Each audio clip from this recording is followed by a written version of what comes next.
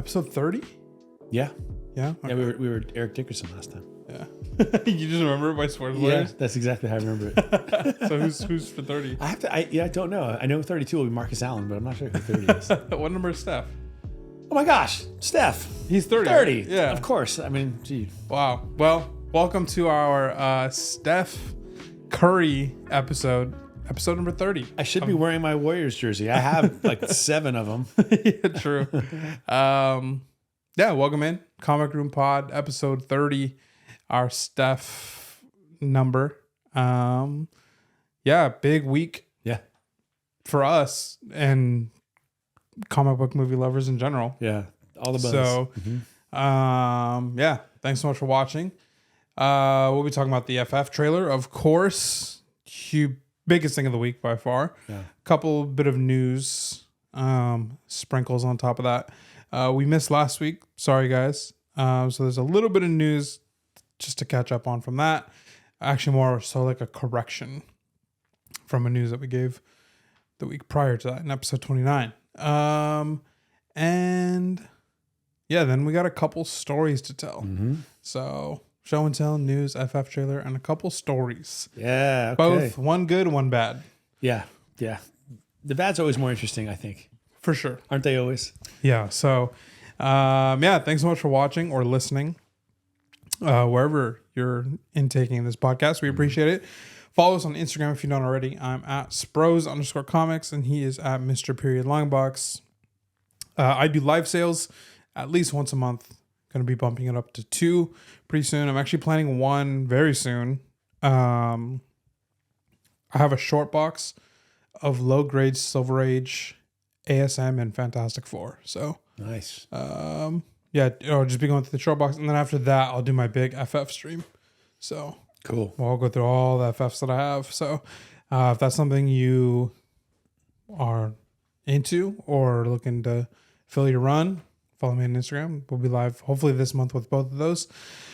And yeah, so let's get into show and tell. Yes, this show and tell is 2 weeks in coming. I sent you a text about maybe 10 days ago or something, and I said that I just bought a second what I called a Mega Grail, Yeah.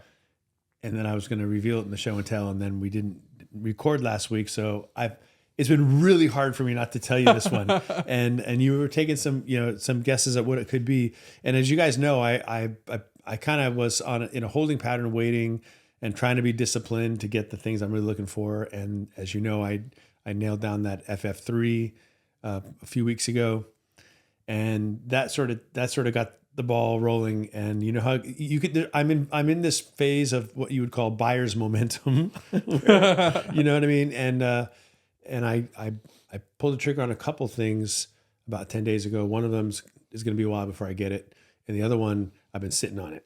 And here it is. And what was it that you said? You thought it was? You said I don't remember. I said that I had been looking at it a long time at San Diego, and you said it was a Matt Baker cover. Oh yeah. And you were right.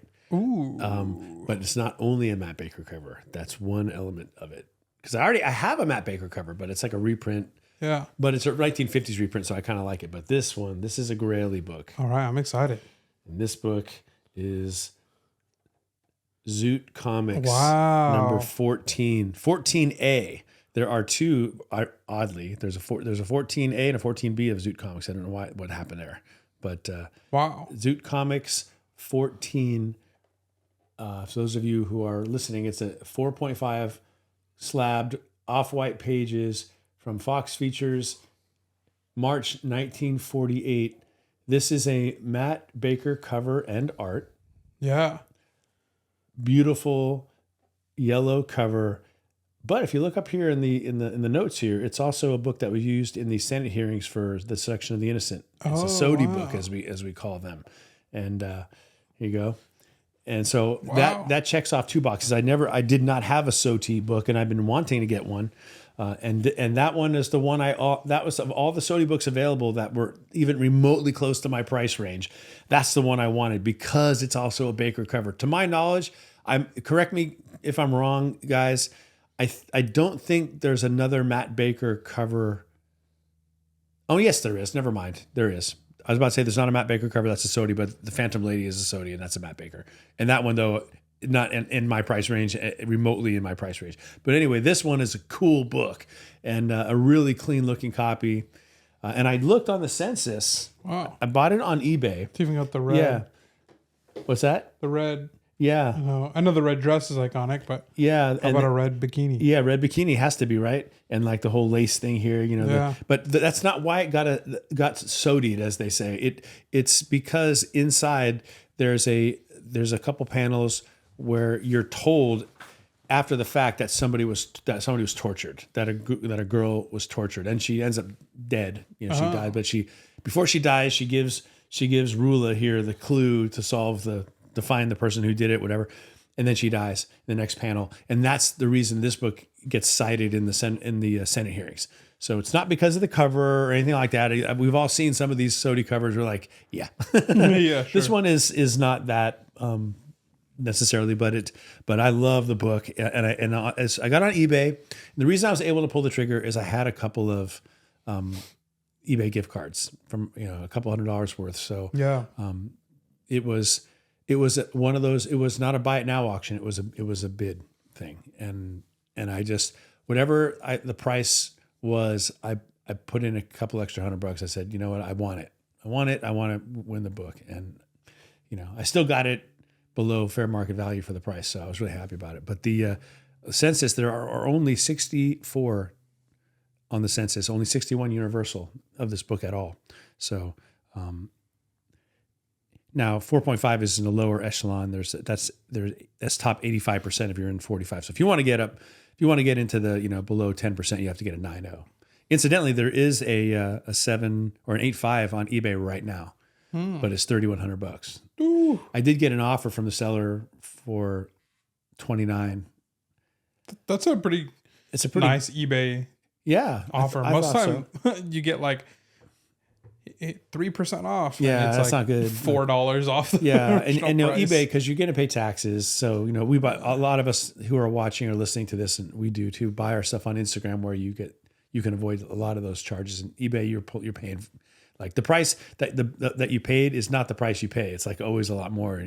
Especially for a bigger book like this. But anyway, this book now vaults into my top 10 of favorite books, and it will probably remain there because it's a Baker cover, and it's a Sodi book, and it's Baker art too. So sometimes I've got a book that's Baker art, but not Baker cover. Yeah. And I've got another book that's Baker cover, but it's not Baker art. This is both. So it's one of the more iconic ones, for reasons I've already said, and it's a beautiful copy. That's awesome. Yeah. When I look at a book like this, what I'm looking for is same as everybody else. I don't want to see like color breaking creases on it, and if there's red, I'm always going to laser in on that. Is it faded? Because a lot of books, like X-Men 1, Giant Size X-Men, you see that red fades. That's clean. So you were right. It was a Baker cover. I was right. So now that's two things off of my my goals for this early 2025. I don't think I stated Matt Baker cover or Sodi book when we did it, but I did in the previous one, our very first one. So, and I have. Just a little teaser. I hinted at it. I've got another book coming that also is a mega grail and will be the third book of the year that's off of that list. But it's going to be a while before that gets here. Yeah, fair enough. Dang. Let's go. All right. Victory. My show and tell is something. You can keep that up there because my show and tell is. It's technically already been up here before, but okay. My show and tell is you guys know I like white pages. Big fan of white pages. I've been upgrading recently. I've been upgrading pretty significant books. Yeah. So, IG, obviously you'll get the best deal on books. But the thing about IG is you have to wait for somebody to put it up there. You go on eBay, you can find kind of whatever you want essentially. The price might not be right, so sometimes you kind of have to take a pass on it. But in the last couple weeks, I found 2 white page upgrades that I pulled the trigger on that were both like one of them was right at FMV and the other one was under FMV, or at least under the last 2 sales. So one of them is going to be my show and tell, and the other one is going to be part of the story later. Yeah. So if you follow me on Instagram, then you already know what the story is. But so anyways, this show and tell, you guys know. Let me take this out of the bag real quick.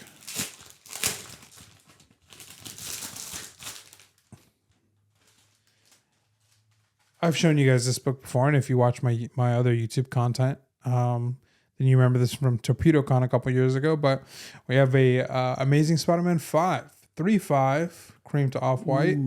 So this is had this book for about 1.5 years now. This is the first Doctor Doom appearance outside of FF. So if you're a Doom collector and FF5 is out of your budget, this is kind of like a good kind of copium for number 2 For sure. So this was one of my favorite books in my collection. Yeah, that's beautiful. And then I was scrolling eBay and I was just like, I'm looking for these white pages, so let me see what they got. So I started thinking about my favorite books in my collection, and that one popped in my head first. For sure. So I was like, all right, let me see what's up there. So now we got a 4.0 white page copy. I'll put this one down now. That one's better. And this one is, I paid $100 more for this one than I did for that one back in 2023, which is kind of crazy. Yes. That is so- crazy. And the page quality on this one? Yeah. White pager. White pager. So I was stoked to get this book. Very happy about this one. Yeah, just a great, 4.0 white page, top 5 ASM. I mean, come on. Doesn't get better than that. No, it doesn't. I like that the first Doom appearance is in FF5 and the first Doom appearance in Spider-Man or even outside is ASM 5. And I just think that's cool. Yeah, that is. I doubt that they were thinking along those lines, but I just love when those things line up. Yeah. Wow, this is a lot cleaner. Yeah. That 0.5 is a pretty big jump in condition, at least between these two, right? Wouldn't you say? Yeah, oh, for sure. That's why I pulled the trigger, because I was like, do I really want to upgrade 0.5? Like, should I just hold out for a 4.5? But then that book gets pretty expensive, like once you get to like mid grade. Yeah. And so, that book was already expensive. And so I took a closer look at the book and I took a closer look at mine, and I was like, oh, these are like, it's a big upgrade. yeah, this is way different. And white pages, deal. It's always so interesting when you see these icons, that I only ever see in, online or in a magazine or, not a magazine, like in a price guide or something along those lines. I've only seen pictures of it. When I see it in my hand, I'm always amazed at how big it is. Like, the images are I never see them that actual size. If I only ever see them on my laptop computer screen. Yeah. And I'm always amazed when it's in my hand and I go, wow, it's just so big. I remember thinking that way about FF3 when you showed me yours the first time. I think it looks so much better, big. Yeah. Like I like the cover so much more when it's in my hands. Yeah. Yeah. Wow, that's nice, man. So, yeah. So what will you do with this one? It's for sale. So if anybody listening is looking for an ASM 5. I was doing the math. I'm like, I got a long way to go for my birthday. I'm out. But as far as like special occasions, I'm in the middle of the desert right now. The next thing for me is until summer. So I guess Father's Day. That is summer too. Yeah. But not that this would ever be for that. But I jest. But that's pretty nice. So what you got to do, because don't you have 2 copies of FF5 right now? I do. Yeah. You got to do something photographic with the two sets of 2 5s. I think it would be cool. Yeah, I don't know what it is. Like I would just like be making them look like, stack them and then make them look like dominoes or like I don't know. Just have some fun with it. Yeah, for sure. Yeah, definitely. I should do that. So, yeah, there's my upgrade. So build a raft with all 4 and then see if they get them to float in your bathtub. No, maybe not. So yeah, if you're looking for a 3.5 copy of ASM 5, hit me up on Instagram. And if you're looking for a 2.0 copy of FF5, this is my 2.5 copy right here. But if you're looking for a 2.0, Actually, don't DM me yet. The book's it hasn't repopped yet. So. Doesn't really pop. What is the FMV for a book like this? I think that one it's like the 700 to 800 range. Yeah. See, I just like that's how it all begins. It begins with just like a casual, innocent question, and then it plants a seed in the mind. Well, I have 2 Doom books that you're interested. Well, I have this one, my 5.5 copy. Yep. And then I guess this one, and then of course you might be interested. FF5, but I don't have the firepower as I said for that one right now. But you know what's going to happen eventually is I'm going to have to do it because I'm going to surround it. I've got 3 and I've got 6, and I'll eventually get 4, and I'll get 2, and I'm like, well, I can't get 1. I'll get the golden record reprint of 1 or something, but 5, you know, in a in a beater grade, yours is better than a beater grade. For me, it'd probably be like a 1.0 or something, but Yeah. Who knows? But dude, you're all doomed up. I am doomed up. I'm ready. You are set. You're ready for RDJ to go to the moon with Dr. Doom. Still bummed that RDJ is playing Doom, but it's all right. I know somebody, you know, we'll talk about the trailer more in depth here in a few minutes, but somebody had pointed out just like how awesome the FF trailer looks and like, you know, the retrofuturism, like we're in 1963 and just like how cool it looks. And somebody was like, I just got really bummed out thinking about how cool this FF universe is and that RDJ is the Doctor Doom for this universe. And I was like, yeah, I mean, I am excited because I mean, he's a great actor, but at the same time, I get it. Like, I wish it was somebody fresh because we have a fresh FF, whole new slate of actors. It would have been nice to also. He's a fresh Doom, but not a fresh face. Yeah, so we'll see. We technically don't know if he's going to be in this movie. I'm sure he is. I'm banking on the post credit scene, but they've had plenty of time to.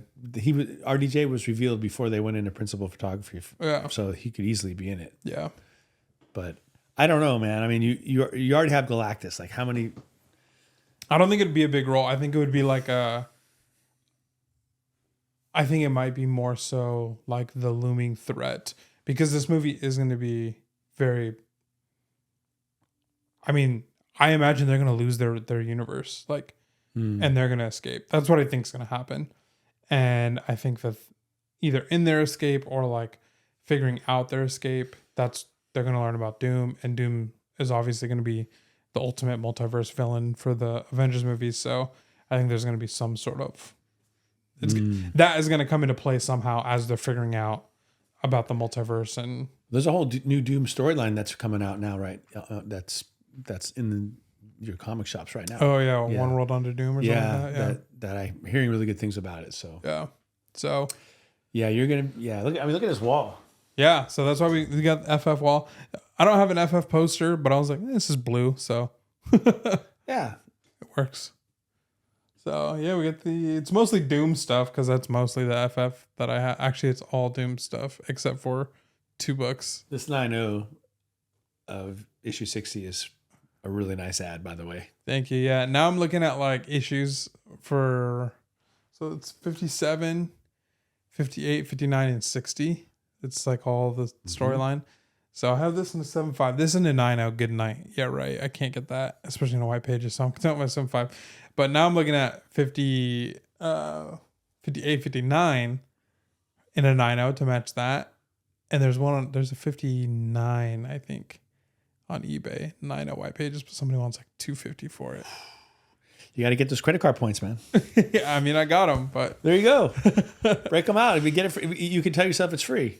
I mean, it kind of is. Yeah, I mean, yeah, sure. But yeah, so we got the FF wall. We got the trailer. We'll get to that in a second. But first, we got a little bit of other news. So last time we were together, we were talking about Benedict Cumberbatch and how he said he wouldn't be in the Avengers movies. He actually came out and said, I was wrong. I am in the next one. Don't believe everything I say. So he corrected himself. Okay. Or Marvel told him to correct himself. So we can't be at fault for that. Yeah. Yeah. We went with what was out there. Exactly. And then Marvel Studios is very happy with Thunderbolts. All the test screenings of the movie have been very positive. Okay. So that comes out, I think, in like May or something. Next week, we got Captain America. So that'll be our Captain America reaction review. Oh, wait, we can't call it a reaction. We're going to get hate mail for that, right? we have to call it something else. Remember that? We were like, it's not a reaction. Oh, yeah. To Somebody was on Deadpool that. or whatever it was. Yeah. They're getting offset. Or I think it was actually the Wolverine. No, it was Deadpool and Wolverine. Yeah. And like, it's not really a reaction. Like, oh, yeah, you're right. We're sorry. We should have brought the camera into the theater and like done that would have really been and some light kits and the whole thing. Yeah. For 2.5, 3 hours. Yeah. Sorry, we meant response. We meant give me people. I mean, hey, thanks for watching. Yeah. We're sorry. I don't know what to say. Yeah, right. And then let's see what else we have here. So yeah, I'm excited for Thunderbolts. Apparently, the trailer will come out tomorrow for Super Bowl Sunday. So we'll see. I don't really, I don't know much about Thunderbolts. Actually, it's kind of a blind spot for me. So you'll have to educate me on that one. Yeah, I mean, I don't know much about it either. It's just I know the book that's the big with the Hulk, the whole thing. That's the big book tied to it. As far as like this, I haven't read any of it. It's just like Marvel Suicide Squad, pretty much. Okay. So, and a group of villains turned anti-hero type thing.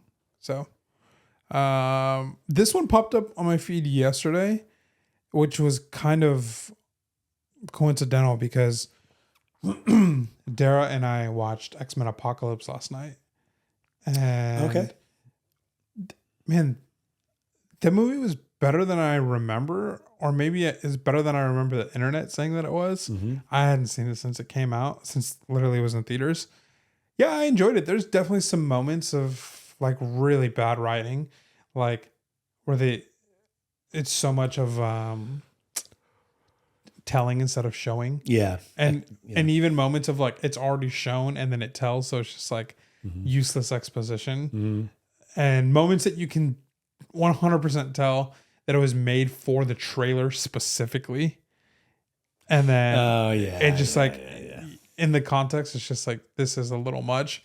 But other than those critiques about the writing, I actually enjoyed it. Good.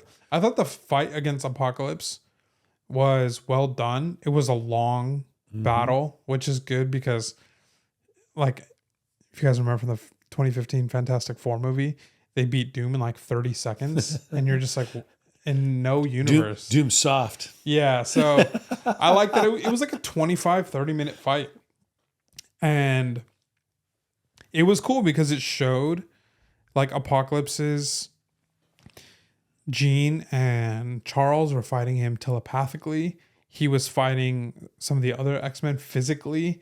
So they were attacking him from like every angle. And he's just so powerful that he was able to fight all battles, which it's a good thing that battle didn't end in 4 seconds. Exactly. Like a battle like that needs to go on for a while. So I mean, you take the whole movie to set up this conflict. You have to pay it off. It can't just be 30 seconds because the 4 members of the Fantastic Four decided, well, if we just team up, we're good. Like that was the theme. Like, so that's the theme of it all. Like, I was expecting the Sister Sledge, We Are Family theme to come in. We are family, because that was like that's all they just needed to work together. Yeah, that was. So we enjoyed it. It was good. And then of course the iconic Quicksilver scene where he's going into the house and saving everybody, and they're doing it in slow mo. That's great. Yeah, I like that. I we've talked about this before, but I like the X-Men movies for the most part. They're not all they're a little uneven, but for the most part, I thought that they were all of them were entertaining. You always had interesting effects, cool. A parade of really interesting characters that you love in the comic books. It's fun to see how they portray them on the screen. I thought they were fun. Yeah. And the storylines in X-Men are good typically. Yeah, I just haven't seen the Wolverine. That's one I haven't seen, which I guess is apparently from the Claremont Miller run. We need to have a watch party. Last night we were either going to watch the Wolverine or X-Men Apocalypse, and we chose X-Men Apocalypse, and we were like, I just don't know if we were both kind of just like, I don't know if I want to watch another one mid 2000s like CGI. Like, rather see the newer stuff. So, anyways, all of that to say, this popped up on my feed last night. Nicholas Hoult, who is playing Lex Luthor in the Superman movies, says he hopes he can play Beast again in the MCU. So I think that's a very interesting thing to say. A lot of people took that and obviously ran with it. Of he doesn't believe in the longevity of James Gunn's DC movie, so he's trying to get a job at Marvel. Wow. Which is probably a stretch, but maybe. Just setting up his next gig. He's smart. Yeah. So, yeah, I think it'd be cool. I liked him. I know a lot of people don't.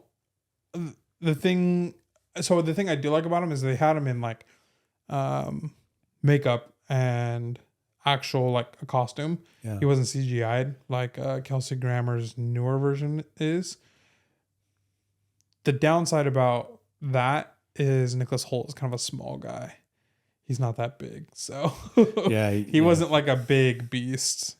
So there's that. Couple other things, won't really talk about this last piece. I just kind of have to say this. Rob Liefeld has been on Twitter fighting for comic book writers and artists to get credits at the start of films.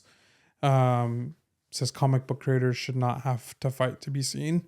So I think that's great that he's fighting for the people who created these characters. Yeah. To get the clout that they're due. Yeah. I do have to say one thing though. The Deadpool that we all know and love is not Rob Liefeld's Deadpool. It's Joe Kelly's Deadpool. Interesting. Joe Kelly is the Deadpool that broke the fourth wall, kind of. Yeah, the snarky Deadpool. Yeah, because before that he was just kind of like a Wolverine type mercenary, like, strong-headed type thing. But Joe Kelly, and I'm forgetting the artist name. Sorry about that. They were the ones who made Deadpool, the fourth wall comic relief. Yeah. Type edgy character. So, it's kind of funny that he's like fighting that battle for himself, which is great because he did create the character. So absolutely, without Rob Liefeld, we wouldn't have Deadpool. But you also didn't. I just need Liefeld Liefeld that version. We continue to be outspoken about what the true first appearance of Cable is, because everybody says it's New Mutants 87 because that's the cover.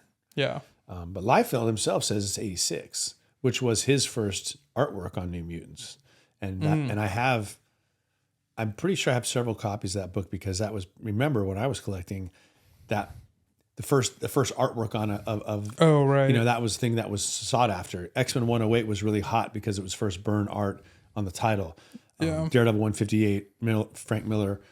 And so I thought, I'm going to get the first Liefeld of New Mutants, and it was, it was probably a year after it came out, but it didn't cost me that much. But it was more expensive actually than what we consider to be the first Cable, because Cable hadn't really launched. Right.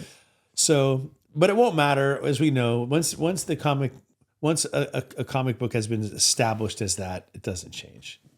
Yeah. And it is where he's on the cover, and it's a really cool cover. It's not going to change, but at least it'd be nice if CGC acknowledged it, because I don't know if they do. Like I have to look, but I think it just says, Liefeld art begins or something like that. I don't think it says first anything about Cable actually. Yeah, and I think CGC, they've recently even taken the stance of Hulk 180 being the first true appearance, or maybe it was Overstreet who did. Well, because it is the first appearance. Yeah. I mean, what is the definition of a first appearance? The first time they appear. It doesn't say anything about how much they appear.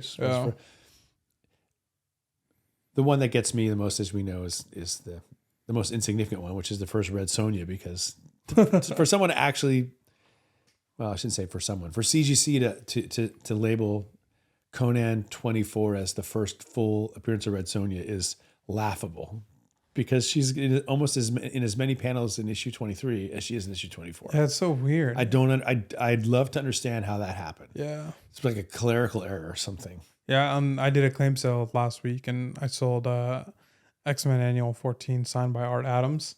Oh yeah. And there's that's a great book. X-Men 288. Yeah.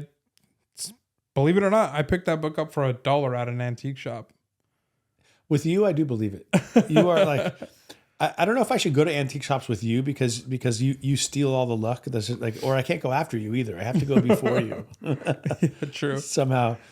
But yeah, I remember when Art Adams was. I mean, he was blazing hot. That's back when he did Long Shot, and he was doing some X-Men stuff, and he was just his art was, and he did some Marvel.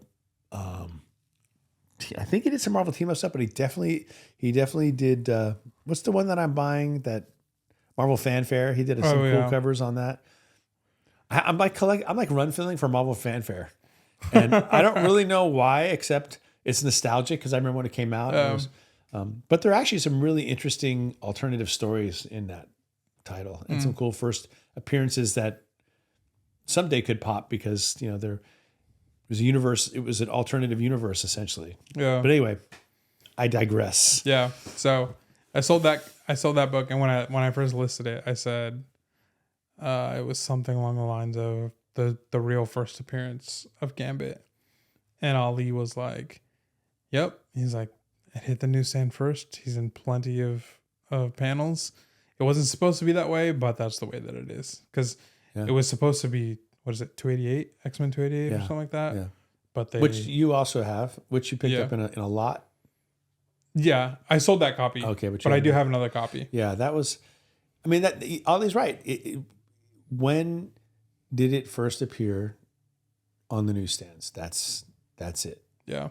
Unless, I mean, there's no unless, but I'm just wondering, is the story, it's like is one of them part one of a story, one of them part two of a story? Because that would be weird if part two came before part one, because then you could dispute it. But I don't think so. I think they're showing him as a baby, right? A baby, and then there is an older version of him. Yeah.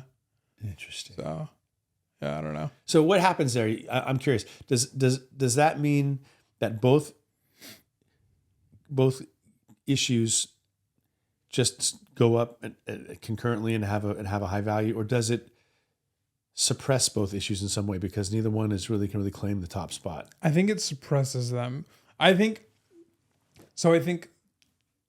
generally the hobby decides, like the people of the hobby, I think they decide.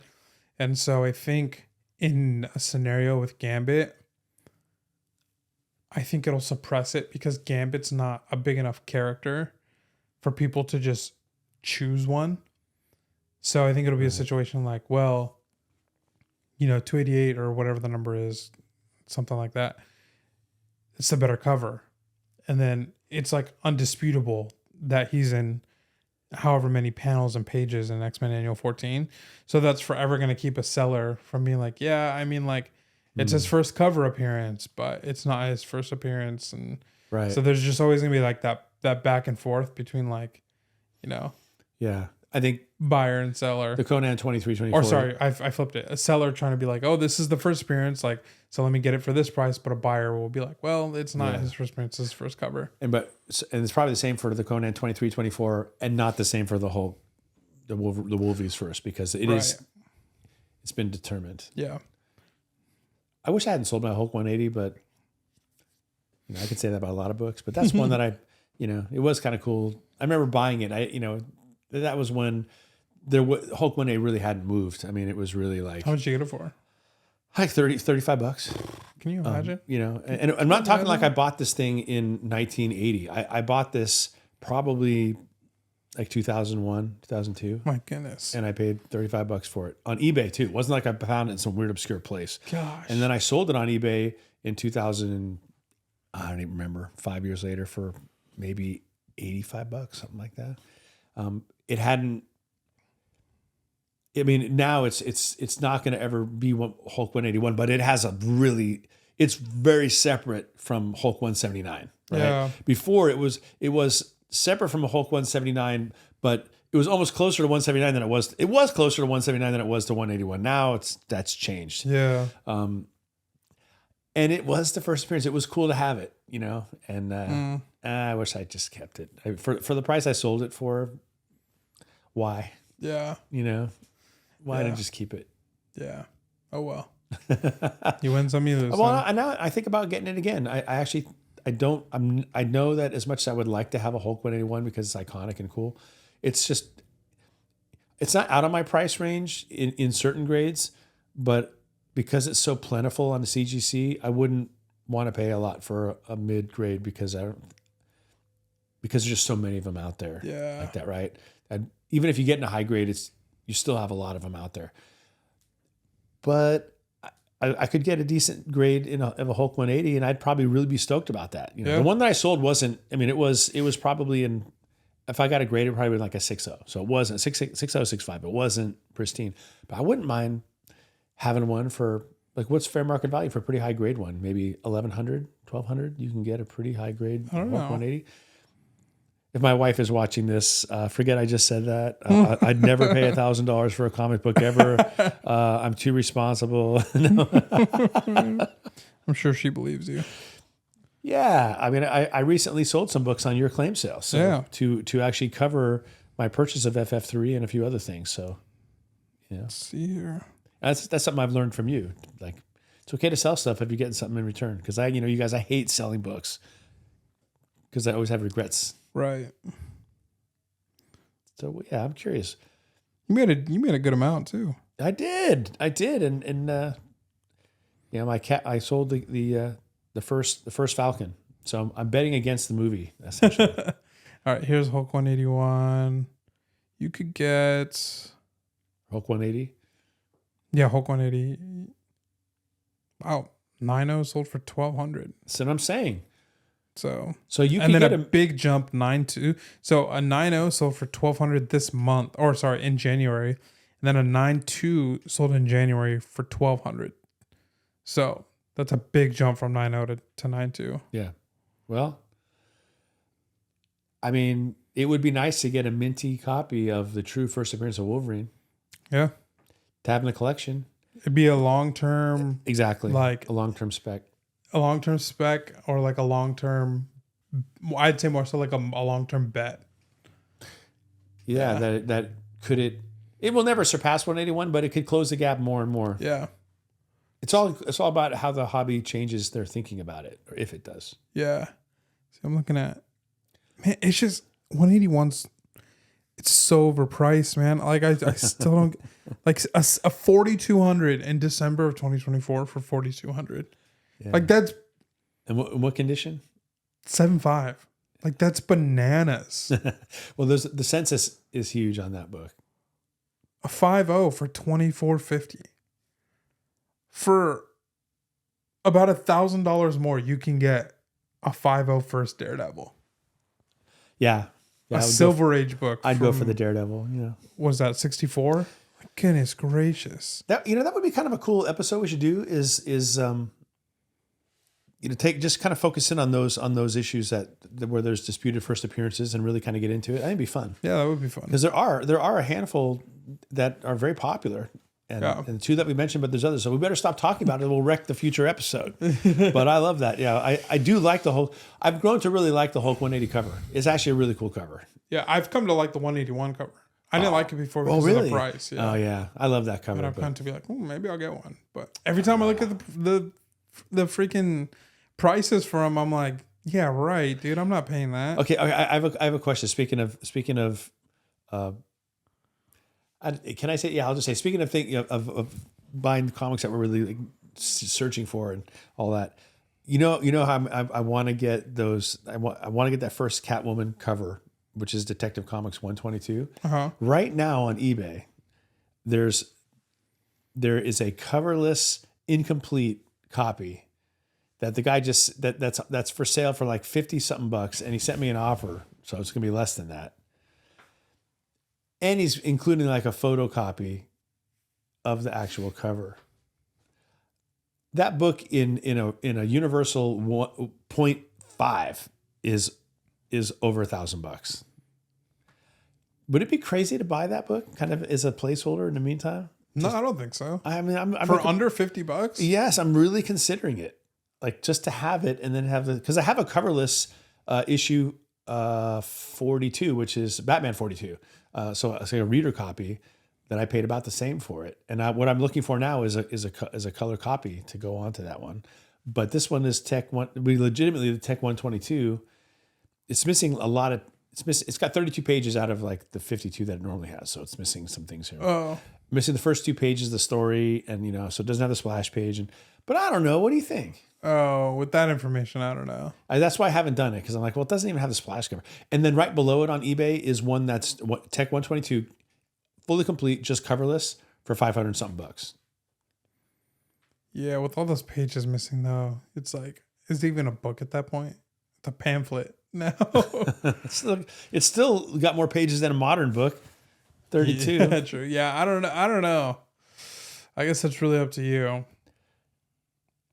Yeah, I don't know either. I mean, that's why what would you guys do? Would you buy it? Yeah. I mean, I know someday I'm going to own that book for real. They're gonna be like, yeah, I'd buy it. I'm gonna go yoink it before you can. I basically I'm putting a timer on myself. I have until Monday morning for anybody. So yeah. Last piece of news. Luka Doncic to the Lakers, my baby. gosh. Austin Reeves just dropped 45 this afternoon. Let's go. Lakers are up. Only the Lakers pull these types of trades off. I remember the day when you guys got Pau Gasol for Kwame Brown, Javaris Crittenden, and a bag of potato chips, basically. Remember Stephen A. Smith? Kwame Brown. Yeah. We're talking about Kwame Brown. That's just a great soundbite. And then He later apologized for disrespecting Kwame Brown, Yeah, but poor in the Kwame. context of the trade. he was a number 1 pick, but that's not his fault. He was a number 1 pick, but but good for you, man. That's a sick NBA league shattering move. Yeah. What on earth? No shade on AD. He's a great player.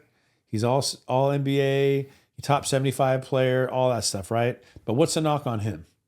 Can't stay healthy. Yeah. When he's healthy and aggressive, he's unstoppable. That's been him the last 2 years, which is why Yeah. Laker fans, because he brought us a chip in 2020, which was the year we lost Kobe, which was like that ring just meant so. I think that's why Laker fans just don't listen to like Mickey Mouse ring. It's like that was the year we lost Kobe.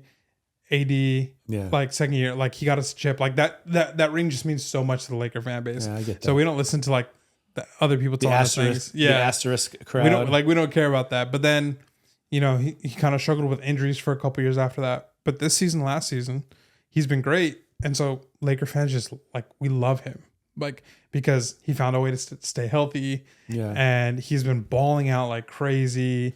Yep. Yeah. But as you told me just a couple hours ago, he got hurt. Now, hopefully it's nothing, but he left the game at halftime, injury. non-contact injury, which when you hear about a non-contact. His first game with the Mavs. Yeah. And how many points did he have at halftime? Like He was 26. He was it was balling like 26, 12, and 7 was his stat line. Wow. And so that's pure copium for the Dallas fans. They're like, well, maybe it's not so bad. And then they didn't even finish the sentence. and he's hurt non-contact, which when you hear about non-contact, that's when you start thinking things like Achilles and hamstring, the things that are lingering. Let's hope not. I mean, that would really be such a shame for him.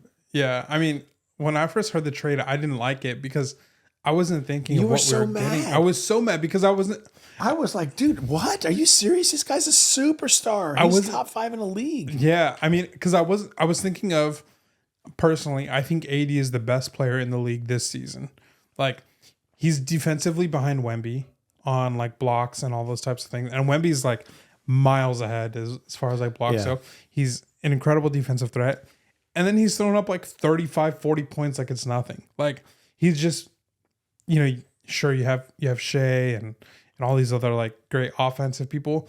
I don't think anybody's playing both sides of the ball the way that AD is. No. When we lost him, that's all that I was thinking about. And it took me like 30 minutes to kind of like, okay, what are we getting in return again? Like, I was like, The whole league was just in shock, and people were so upset they didn't get a chance to bid on Luka. And we've been talking a lot about it, like, and as everybody has. Yeah. Why did Dallas do it? Why did they give up on Luka Doncic, who took them to the finals last season? Yeah. To the finals. Are they? It felt personal. The theory is the Vegas owners, that family,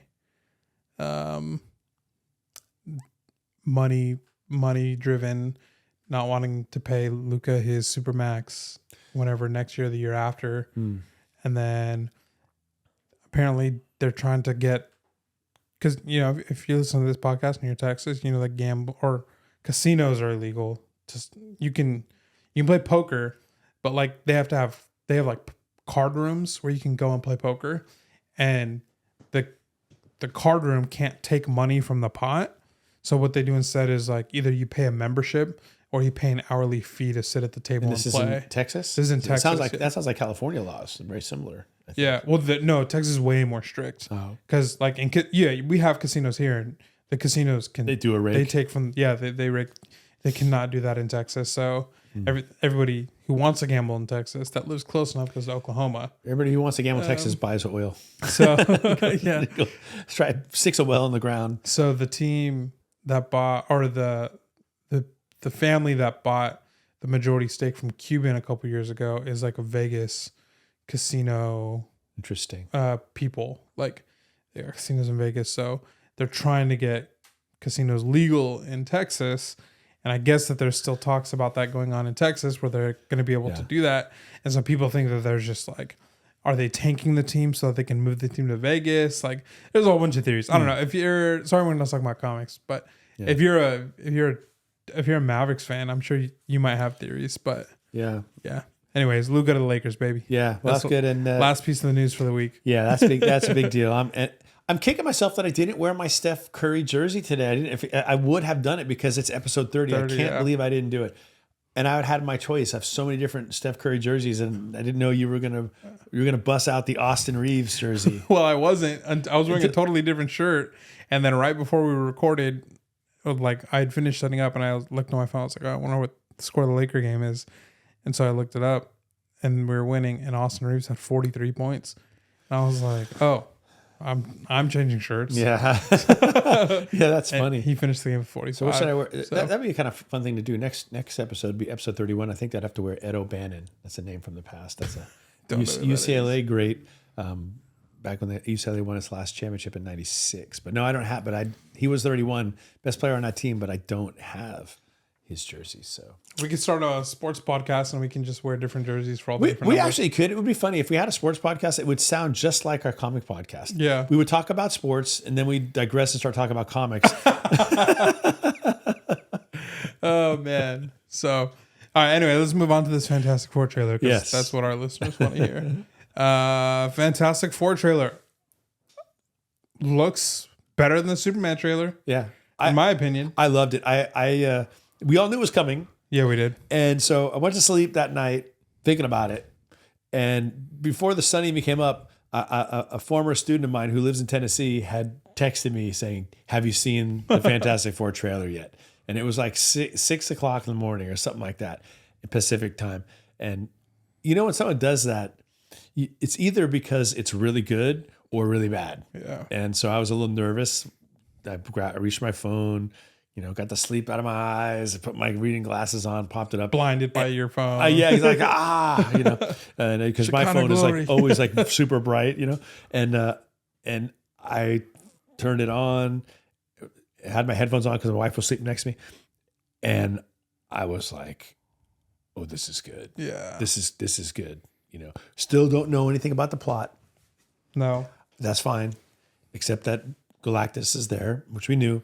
But man, the look of it is so good. The tone, the feel, the color. I just thought it looks so. And we'll talk about the Thing in a minute, because I know that's something that people are talking about a lot, like how he looks. But I just want to say that the retro look is working for me. Yeah, 100%. I love that they are celebrities. Isn't that cool? Like, it's so cool. Like, they're just like all the kids running up to the window to watch their launch. Like, it's just it's really cool, because in our Marvel universe, like the MCU, they're not really like the citizens are kind of very quick to turn their backs on the heroes, which opens up a lot of doors for like really interesting writing, which that's what gave us Age of Ultron and Civil War, was the whole Sokovia thing, right? Like destroying a country. And so you got that. And then even in Spider-Man No Way Home, when they revealed Spider-Man as Peter, the people, he drops down to pick up MJ so that they can fly away, and they immediately start grabbing him, and they're like, "Yo, you killed Mysterio!" So the people are like very quick to kind of turn their backs on the superheroes in our MCU. So to just see like the people just like, dude, like cheering on the FF, that's so cool. I just thought that was honestly one of my favorite parts, because it felt like it was like us in, like that's how we would be in the movie. So it was big cool time. Like, I don't know, being represented. Exactly. I thought the little bit that we got to see of some of the FF members using their powers was very encouraging. I thought the torch, the looked amazing.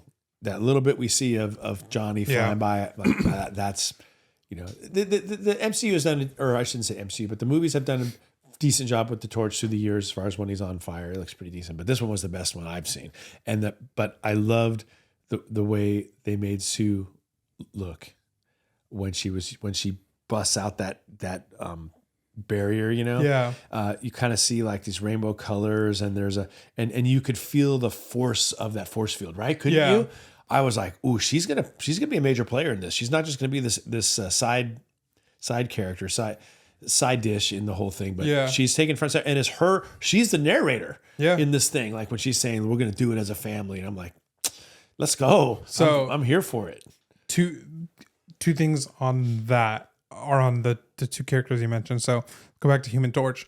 When Human Torch jumps off the building and flies away, this is just like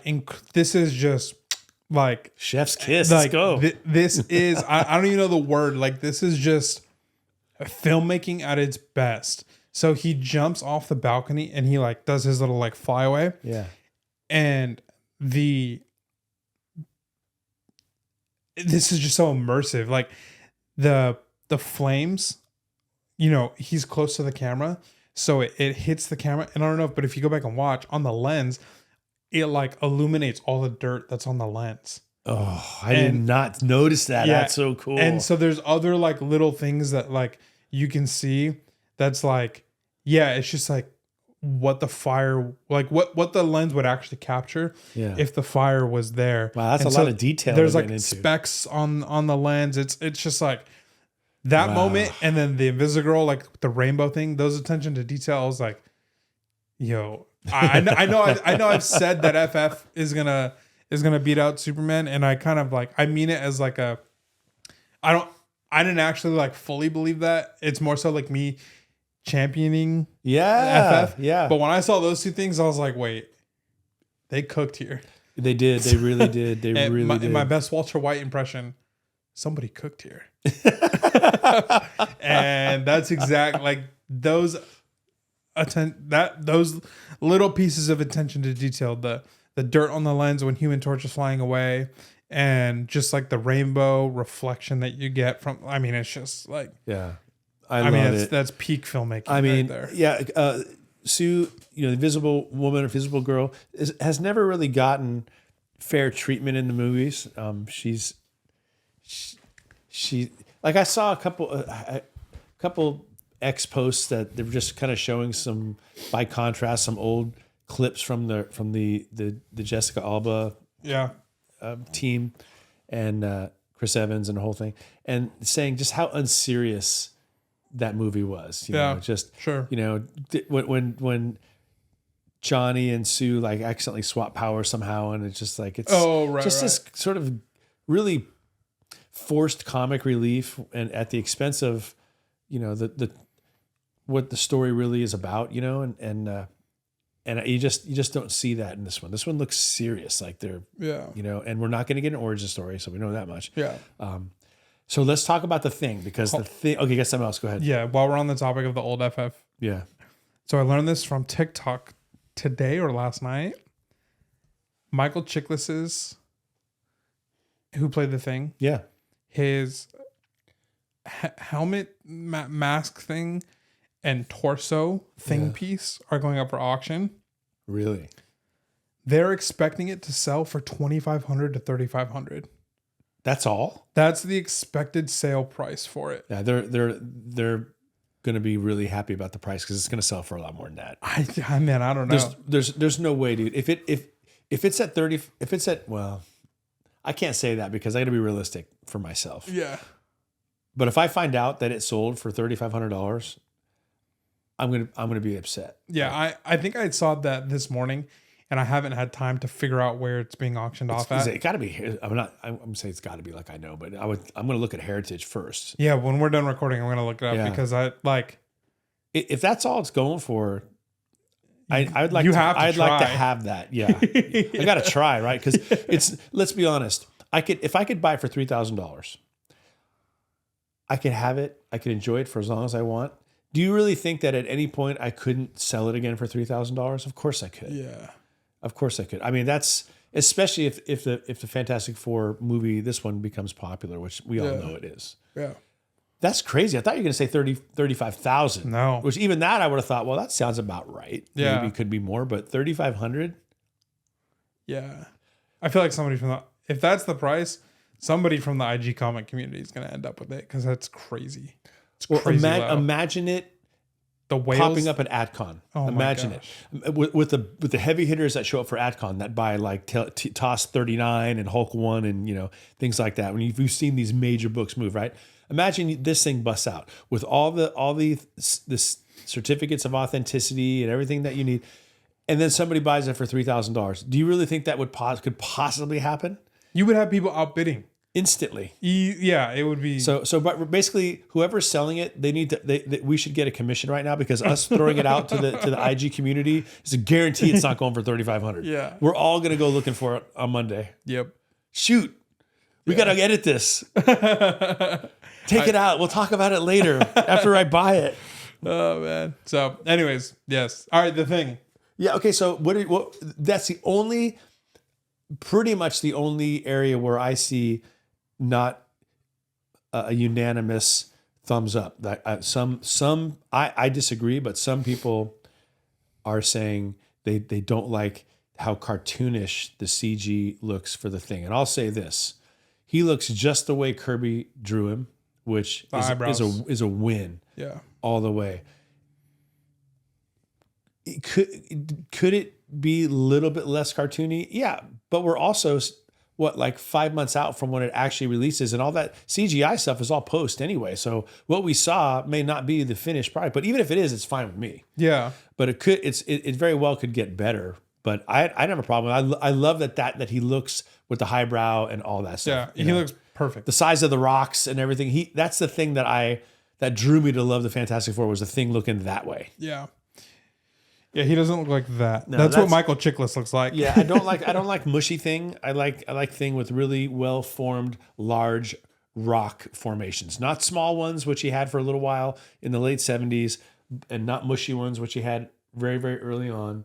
But this version here is a little bit small, even. Yeah, well, he's not canonically that big, which is funny because they always put him against the Hulk because strength wise he's there. But if you look at Hulk 25, sorry, not Hulk 25, FF 25. Yeah. The Hulk stands almost a third taller than the Thing, and that's accurate. Yeah. That's one of the greatest covers. Yeah. By the way. Yeah, so I think this might be kind of what you can see the big brow here, and then it's a lot of big rock. Yeah. So same man. Here. I mean, it's like 4 pieces of rock for his back to go perfect. Down. That's what I want to see. I think it's like that one book that I brought in as my show and tell or my sleeper pick or whatever it was, with Franklin Richards, his eyes are glowing. Yeah. And that one, the Thing's rocks are too small. There's a lot of, he's got a lot, he looks really lumpy. Yeah. I like a smoother rock. I sound ridiculous talking about this, but this is what we're here for. Yeah. I actually consider this stuff. I'm a huge FF fanboy. So yeah. I loved it. I like I love how he says, I watched a breakdown for the trailer, and when he says, I'm going to add 2 more cloves of garlic, he's like, no, because it's not good. And then the person breaking down the trailer, they were like, don't get me wrong, I love garlic, but 2 cloves of garlic, it was like, that's just like evidence of the different palate that the Thing has, because that's a lot. It's a lot. Yeah. So it's funny because it's like he might ruin the sauce for everybody else, but it might be perfect for Just him. add a little spice, and then Herbie kind of does like his eyes. Kind of. We didn't even talk. No one's talked about Herbie at all, but for him to be featured in the trailer. Yeah. What is it? Is it FF 200, 213, 209, what 28, 209, whatever it is with the first Herbie? Probably gonna pop. Now. It's on. I was looking at Key Collector last night. It's already in the trending or hot. Yeah. And look, it's not unusual for a character that has almost no significance in the comic books to become popular in the movies, and therefore the first appearance becomes very popular. Like you can look at a lot of the Guardians of the Galaxy stuff if you want examples of that. Herbie is nothing in the comic books, but why can't he be, the Ewok of Fantastic Four, the thing that all the little kids want to get a thing. And if that's the case, it becomes instant part of pop culture and a big deal. So I hope they don't get too cutesy with him, but at the same time, it sort of fits the retro vibe of the whole thing anyway. Sure, everybody loves Star Wars droids. Yeah, exactly. Everybody, like we all like all of them are great. Yeah, we know them by we know them by number. Also, another thing about the thing, his clap sounds so good. Yeah, it's so satisfying. Yeah, I think they killed it. They really did. I see people complaining about the eyes, the way that his eyes look, and then I watched a breakdown, basically saying people think it's uncanny because they don't actually know, like, CGI and animation, but he's fine. So it looks uncanny to us, but it's not uncanny, based on. They just don't think it looks animation accurate, normal. What's the problem? Yeah, I guess I kind of see what they're talking about, but at the same time, I don't know. I think maybe it's the frames that his eyes move at, or just like how smooth his eyes move. But yeah, I've seen people, or that they look too human compared to like the Rock form, but that's also part of it. Is like he is human. Yeah, like he was transformed into this thing. So the one we didn't get to see Mr. Fantastic do his thing, and I may be most excited to see that because it can be so cinematically dramatic, like him just elongating, stretching, fanning out, all the cool things that you see him do in the comic book. My hope is that we didn't see that not because they don't think it's good enough to show us, but we didn't see it because they don't want to give us the best stuff too soon. Yeah. Because that if it's on par, and I suspect it will be with the other effects with these characters, it's going to be lit. Yeah, I saw some people saying that it's by far the hardest to animate, and it hasn't been really well done in the past with the other movies. So either they're waiting, like you said, because they're not going to give us everything up front, or they just haven't like nailed it down yet. Yeah. And then they're still figuring it out because it is a hard thing to do. Yep. Because that is something that's like, that's something we never see. No. Like I imagine it would be difficult for if Reed Richards suddenly turns into a gigantic, like parachute and all that everybody floats down. How does that not look cheesy? Like, how do you not like, so that I don't think they're going to go that direction, but those, I think of the cover of Fantastic Four 200 where he's like wrapped around Doom and he's got the big fist way out here. And I just love that cover. Yeah. It's one of my favorite covers. And that's what I want to see. I want to see that. Yeah. Oh, can you guys tell how pumped I am for this movie? How much longer? Wait, when is it coming out exactly? July 25th. All right. I just had to confirm that I'm going to be here with you when it does, because that would be disastrous if I had to, There is a scene in the trailer where Reed is writing on the chalkboard and you can't see his left hand. And if you remember, the chalkboard is long and curved. And so he's on one side writing with his right hand and you don't see his left hand. And they made the other side of the chalkboard. It's like a little bit darker and there's like only the light shining where he's writing. But people are theorizing that in the movie, he's going to be writing with his left hand over here. and then it'll be illuminated, and That would he's be cool. riding What a here. cool effect. Yeah, so just a little tease, maybe. Which, that makes sense. Like, that is cool. he totally would be doing something like that. I But love it.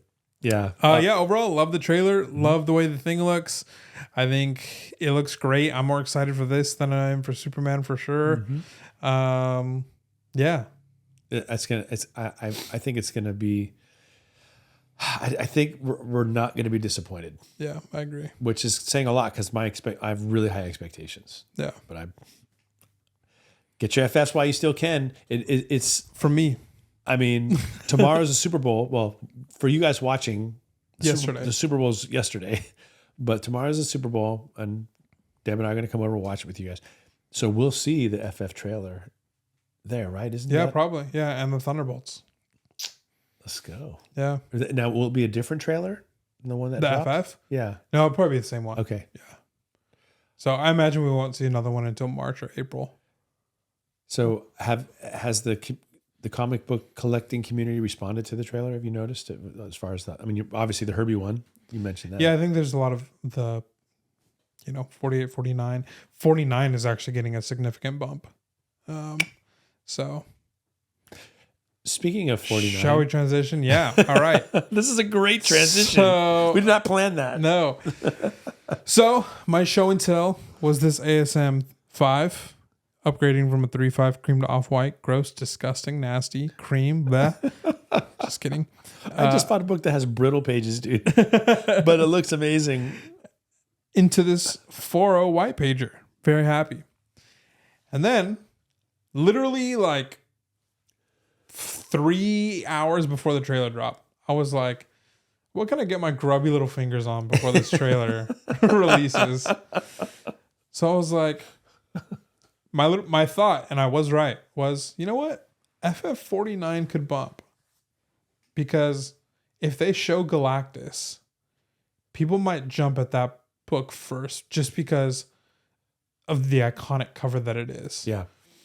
And 48 is kind of like, you can be outpriced at a pretty mid-ish grade. Yeah. But that book, you can still get that book in a higher mid grade for a pretty affordable price, Yep. all things considered. Affordability is relative. So I was like, well, maybe I can upgrade to a white pager and I'll sell that. So I Google or I eBay search FF49, make sure I put the year in there, white page CGC. And boom, 6.0 white pager with the custom label. Priced perfectly. And I was like, It's meant to be. do I send an offer? So I sent an offer for $50 off price. And the offer went through. So I was like, oh, they might accept this then. And I'm sitting there and I'm like, shoot, the trailer comes out in just a few hours. Maybe somebody else is hunting like me.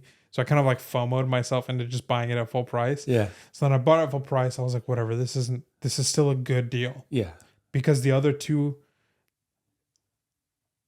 this 6.0 sold for $925 and $800, and this was just under the $800 price. So I was like, okay, this is going to be the best sale of the year so far. Obviously, other ones are going to beat me for sure, Right. but I was like, okay, great, we're in a good spot. So I was like, I bought it, pulled the trigger. This was early Tuesday morning, like 2-3 in the morning. They ship it out by like 8-9 a.m. my time because they're on the East Coast. I get the book Thursday, or that's when the expected delivery is. So I wake up Thursday. Your eBay order has delivered. I'm like, great. Change, get ready. Step outside. It's no package. He normally brings the package to the front, to my door. Because it's like my door, a yard, a walkway, and a gate. So I look out in the walkway. I don't see anything.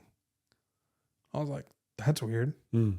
So I asked my wife, I was like, hey, did you bring in a package? She's like, no, I brought one in for me, but there was nothing else out there. And I was like, okay, that's weird. I'm not going to start freaking out yet. Maybe like, I don't know, maybe one of the neighbors has it. So I text my neighbor and he's like, I'll be home in 30 minutes. I can let you know. So I was like, okay, cool. So then I look at the delivery time and I was like, okay. And I look at my Ring camera and I don't have a notification at that time.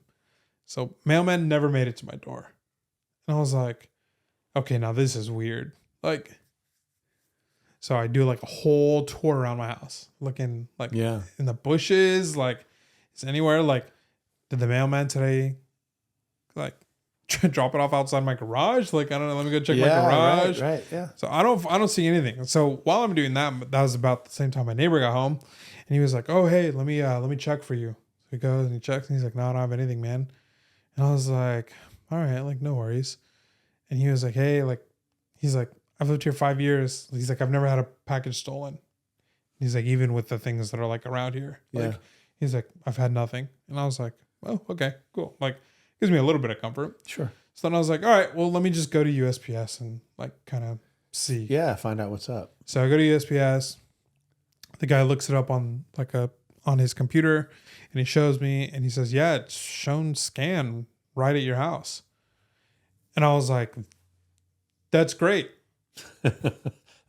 I don't have it. And trust me, I want to have it. I wouldn't be here. Yeah. Like I would rather have the book than be here right now. Yeah. Like, and so he was like, okay, well, he's like, let me call a supervisor. Cause he's like, I pretty much don't know what to do after this point. So I was like, yeah, that's cool. Talk to the supervisor again. Oh yeah, well, we got to scan right outside your house. And again, I was like, that's great. I don't have the package. Yeah, that's why I'm here. Yeah. So, oh, man.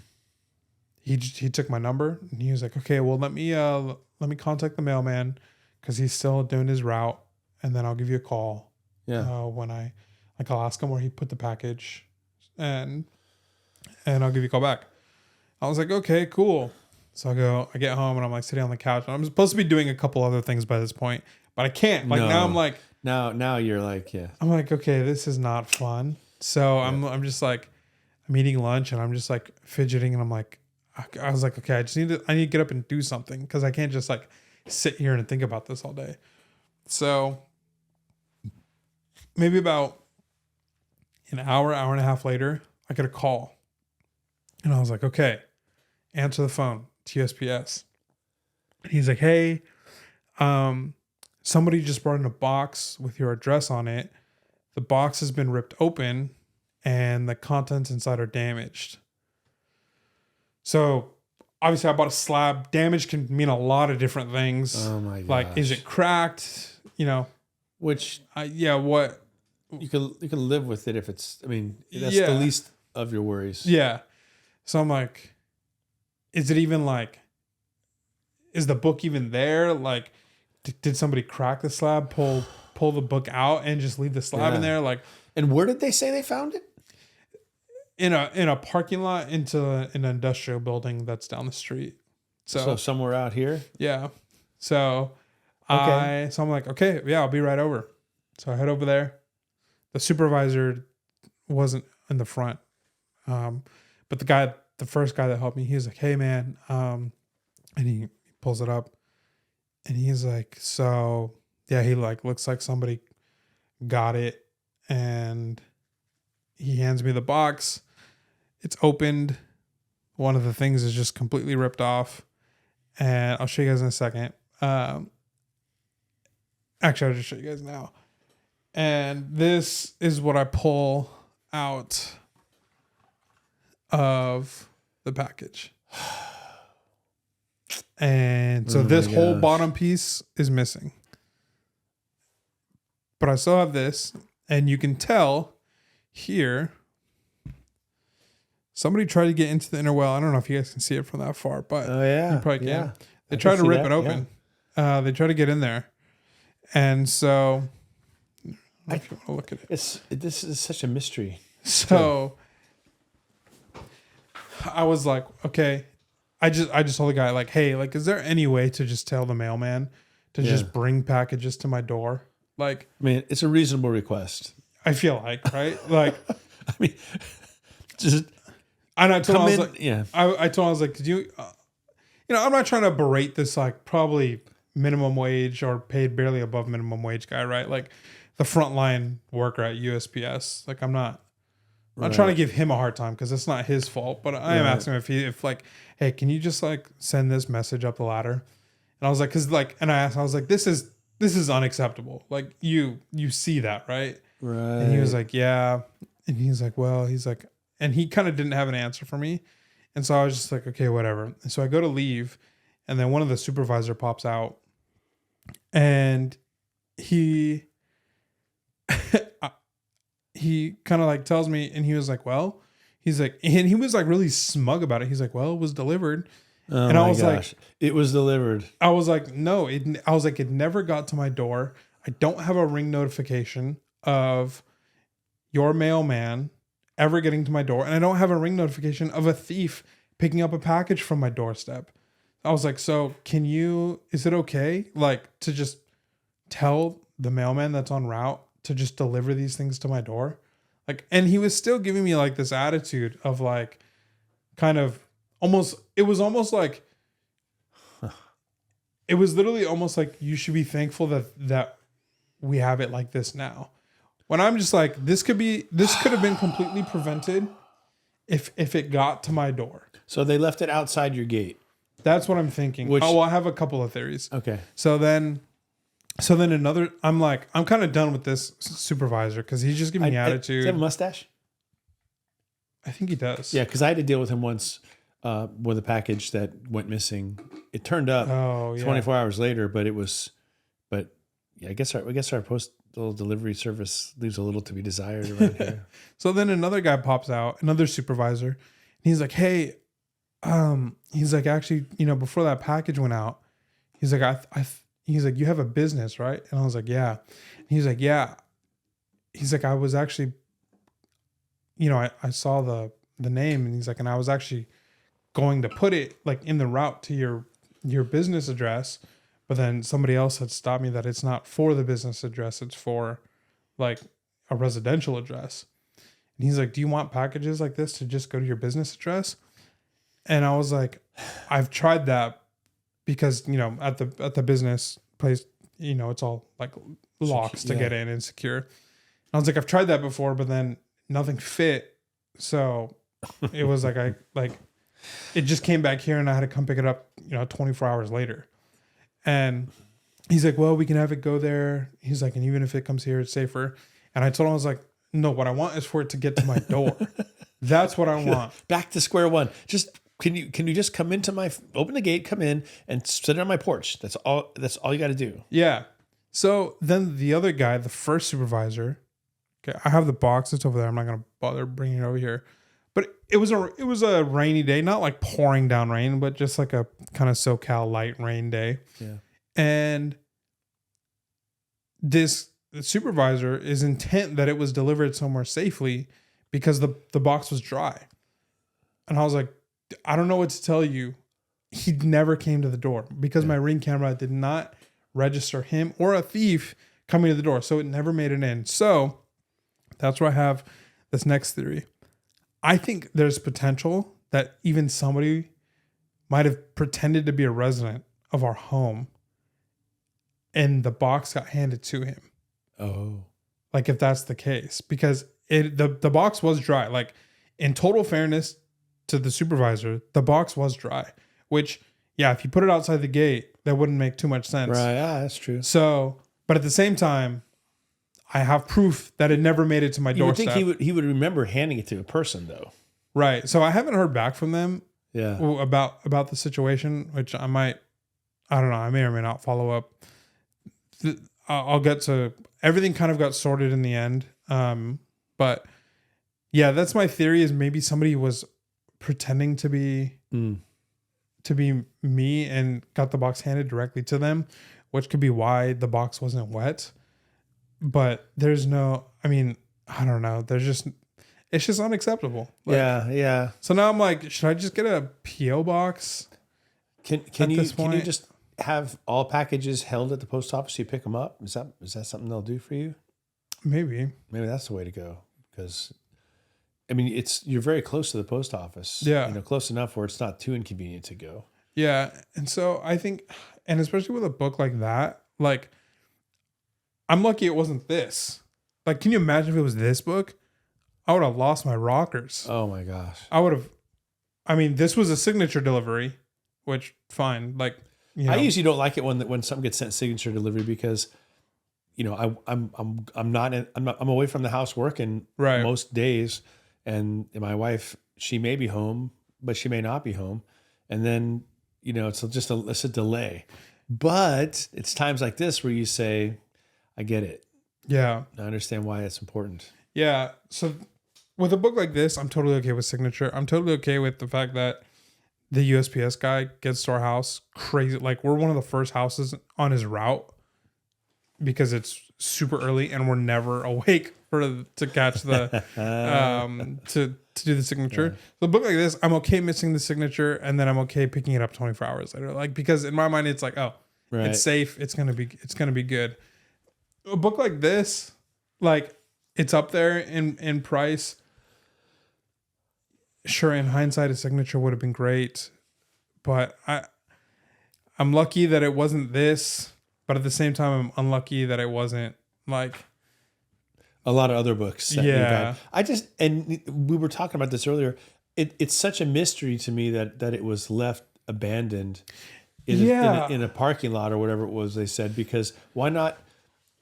Okay, so they couldn't get it out of this. So why not just take that home? Yeah, it is really odd that so somebody cracked this open. I imagine they just were like hauled off and whacked it, right? Yeah, because I don't know where this bottom part is, but it's missing a bottom third of the slab. They attempted to get in. So I'm Is the thinking book damaged in any way? Like on the spine, does it look like they stepped on it or anything to crack it? No. I didn't see anything. It looks pretty good. Looks like really good for a 6.0. Honestly, I don't think the book was damaged at all, which is miraculous. Yeah. But more miraculous is that it was sitting there laying around. Yeah, because I think did the person's like what caused them to break into it? So did they see the serial number and they were like, oh, this can be tracked. So if I try to sell it on Facebook Marketplace or Craigslist, if somebody puts in a police report, then if a serial number like this pops up, right, then we'll know. Did they run because they were? I say they, but he, who, her, whatever. Yeah. Did they think they were getting caught? Like the postal truck kind of was driving in that area, and they panicked. They ran away. Yeah, or maybe just like dropped it, or what? Maybe like they saw cameras in that parking lot they were in, or maybe. Yeah. But it's so obscure. It's like, well, you did half the work. Like, I'm thankful that they left it behind, obviously, because they saved me a lot of hassle of either going with USPS or doing eBay buyer and what would they have protection. done if they had gotten it out? Now they've got the book raw in their hand on a slightly rainy day. Like, why? That's such a disadvantage. Why not just keep it in the slab and get where you're going with it, and then take all the time you want? Yeah, none of it makes sense. It's so bizarre to me.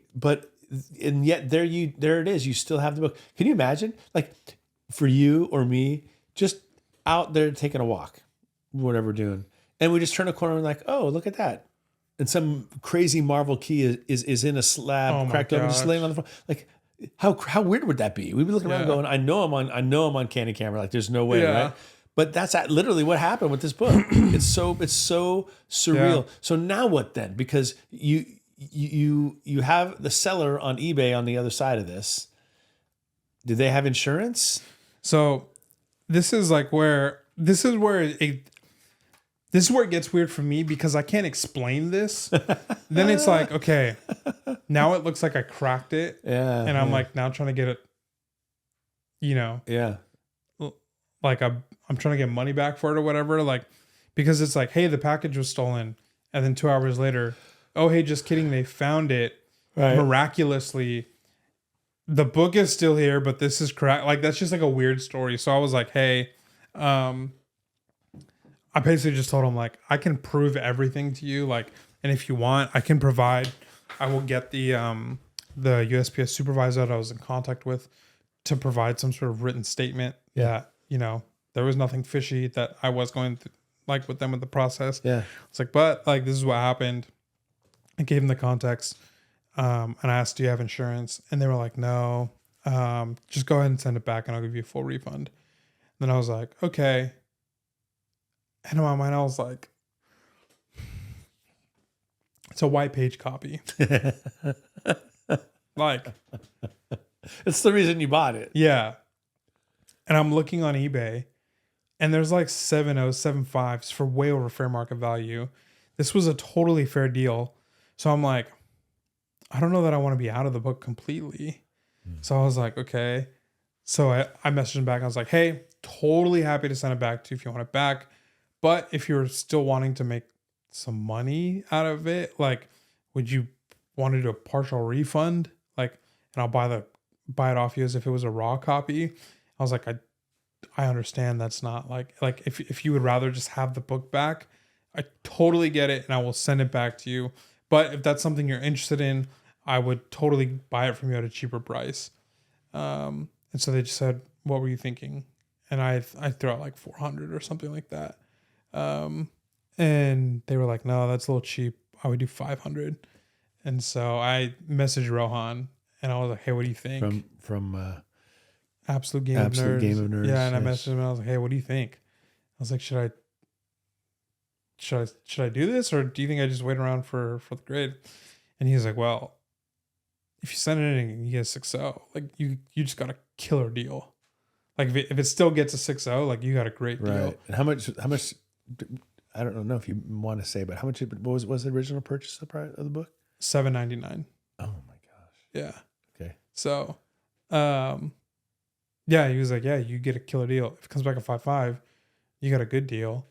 If it comes back a 5.0, you paid for a 5.0. Right. So, and I was like, yeah, that's all true. And then I was like, I don't know, like inside of the slab, this didn't bother me, but now that it's raw, like it bothered me. But right here on the corner, there's like a little tape pull, or I don't even know if it's a tape pull, but there's just like a little piece of the cover missing. It's like a little white spot. Oh, here? Yeah. Mm. So I was like, this didn't bother me when it was in the slab because it was a guaranteed, right, CGC price. But now that it's raw, am I running a gamble of it coming back like a different grade this time? But it's a pretty sharp copy with that. So I'm like, well, maybe. And the back is clean as ever. And I was like, well, I don't know. Like, and I'm just kind of like going back and forth with myself. Man. And then I was just like, you know what? I'm gonna make a video out of this. Like, I'm gonna gamble it. So I'll probably have this part as like the story time in the video. But yeah, I'll cut it out of there. I'll press it and clean it. So you went with it for the 5? Yeah. And he just refunded you? Yeah. Immediately. Yeah. Well, that's a great seller.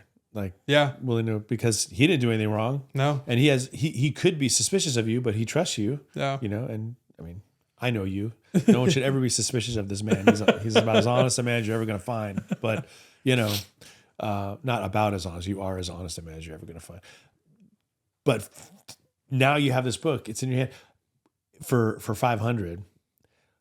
Do you have to now just redo the whole slab process? Do you do anything with the old label, keep it in the well because it's locked in at white pages, or would they even believe that anymore because it could be a book from another well? Like they're probably, given everything CGC's been through, they're not going to acknowledge that they ever graded this book. Yeah. Right? So Rohan suggested I ship. He said ship everything as well, not as is. He said ship it with the case and the label, and maybe just make a note like, "Hey, this was stolen, found later, and this is how it was." Yeah, let them decide. That's fair. And then I was like, "Do you think I leave it in the inner well, or do I repress it?" And he was like, "No, repress it for sure." Like, and then, but just send in that slab with it. And what if, dude? Knowing we've talked about your just renowned luck in I would say your renowned providence in these things. Watch you get a grade bump. Watch it comes back as 6.5, man. See, but then if that's the other thing is like if I send in the label, if I send in the slab, Oh yeah, you cap it. They're not going to. do you think it would cap at a 6? Yeah, I think so. But Yeah. you could also lock in the white pages though, if you send it, because they're fickle with page stuff, and you bought it to be a white pager. I guess it depends. I'll open it. I'll open it before you leave. I'll cut through the interwell and we'll see together. But I mean, if it's So stressful. if it's an undeniable white page copy, Yeah, that's true. like, and the nice thing too is because I looked up the cert number before I bought it, and they have pictures of this, and this is such like, so they'll know that this is the copy. Okay, that's good. So I think send the label in, send it all in as is, and then just let the chips fall where they may. I mean, to think you'd get a bump is a lot to ask anyway. But it's so funny that both of us have drama with the FF49, because mine is the one that came back yeah, in a purple label, a 7.0, but in a purple label, Yeah. which I still highly doubt who's color touching it at a $13 book. do you want to send yours in? Do you want to crack it? How do you want to handle that? Do you want to send it in blind again? I do want to say that, but I want to get your opinion on it with the blue light and the whole thing, that the information, armed with all that, and I really want to take a look at it, and before we crack it, and then even after we crack it, because the truth is, if it happens to be in some by some weird way color touched, I would be willing to take the grade hit to get the color touch removed and send it back in, because it's a really good looking book. But I don't think it's a color touch. I don't know what they're talking about. If it's that one thing in the left corner, or the left on the spine, we know that's not a color touch because we've seen it in other books. Yeah, it's a printing thing. Yeah, because the difference between that in a blue label and that in a purple label, value wise, is at a 7.0 is insane. Yeah. But even 7.0 is when that book jumps. Yeah, exactly. And what's, I won't say equally important, but close to it for me, is I want the custom label for this book, because the custom label is this thing. And I can't get a custom label if it's purple. Right. It's brutal. Well, I'm planning on sending this out probably by Tuesday. Okay. Then I'll bring it tomorrow. I'm coming over for the Super Bowl. I'll bring mine with me tomorrow, and we'll crack it, or we'll take a look at it with the blue light and all that stuff, and then we'll make a decision together. Because I trust your eye better than mine on this, and you've gotten you've done some reconnaissance on the whole matter anyway, as to what could have been flagged as a color touch, but I'm just not seeing it. Yeah. I mean, I went over it. I'm like, what color touch? Yeah. But I don't even see the missing pieces on my little Lulu one. So what do I do? So yeah, I've looked at that book in its slab. I would have to see it out of its slab. Right. So, but I'm willing to do it. I'm willing to do it, especially now since we made that trade and I have the FF48 without the writing on it. Yeah. I want blues. I want blue labels. And the turnaround time is quicker for these. It's 10 days because they're worth over 500. Right. Nice. Or over 400. So that would be really, wouldn't you be a little, no, as we say, wouldn't be weird for us both to send an FF49. What if they get it mixed up, but they won't, because mine has a date stamp on the Silver Surfer's board right here. And so there's no way that we'll know what's what. And then that has the little. Yeah, you have the little thing. But that would be a really good video, really fun for our podcast, because they'd come back in the same shipment. Could we possibly? No. Wait. I couldn't, because I'm sending also a Batman 227 in. Can you imagine though if we didn't know? I mean, you could. No, because it would bug me knowing that you knew. I could never do that. Fair enough. I mean, I remember exactly where I was when I learned that they were labeling my FF49 as a resto. Really? I was sitting on the bed in the villa in Florence, because I had been refreshing, and I didn't know what it meant, that it had some kind of weird designation on it, and that meant it was being graded in a different way. And I was waiting for a few, it had been set aside and was being looked at by somebody else now. And I didn't even know what it meant. but it was no longer, it was not universal. Hmm. And that was the first set of books I ever sent in to get graded. So now I'll know exactly what it means. Yeah.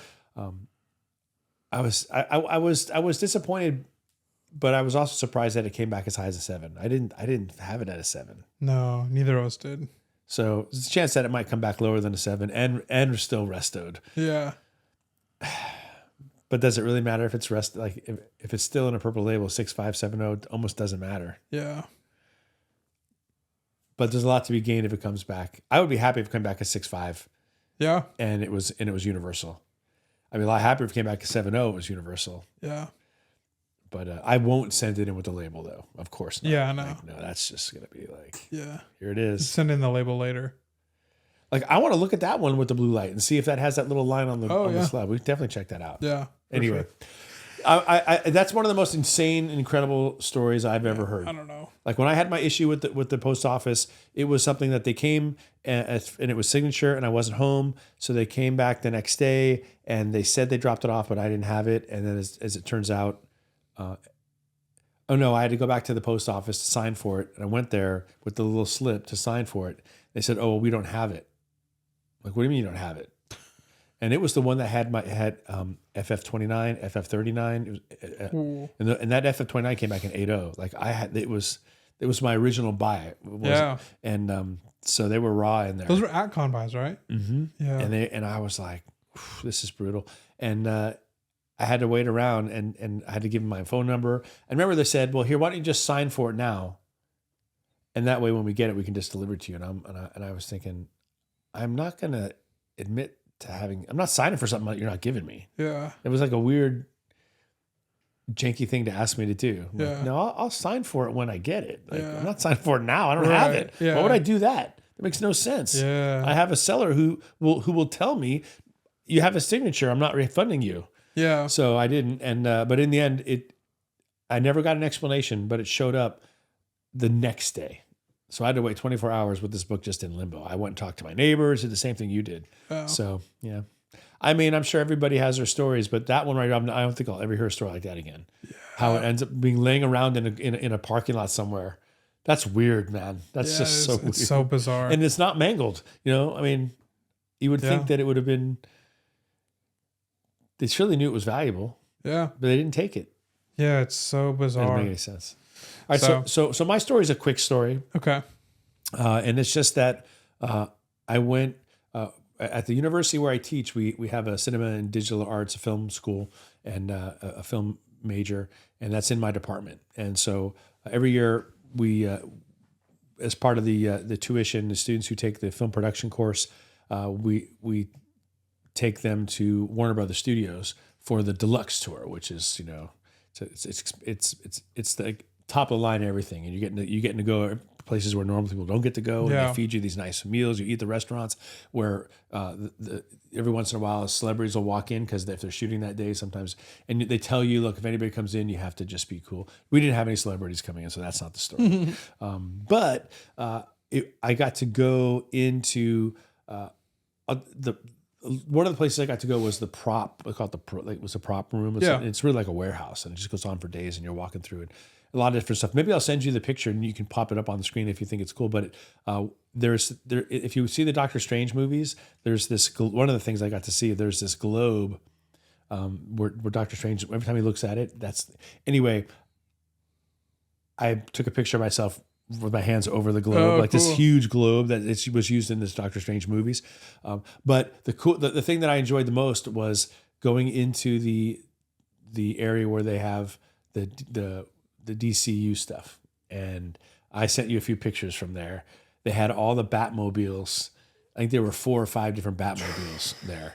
And I took pictures of those. And if you want, like I said, I'll send you these. We can pop them up. But the hyper industrial one from the Christian Bale one, which was my favorite because it's such a tank. It's so cool. That's right up there. But my favorite scene from the Batman, with the Pattinson Batman, is that crash scene where Penguin's upside down and then Batman's walking. It looks like he's upside down through the flames.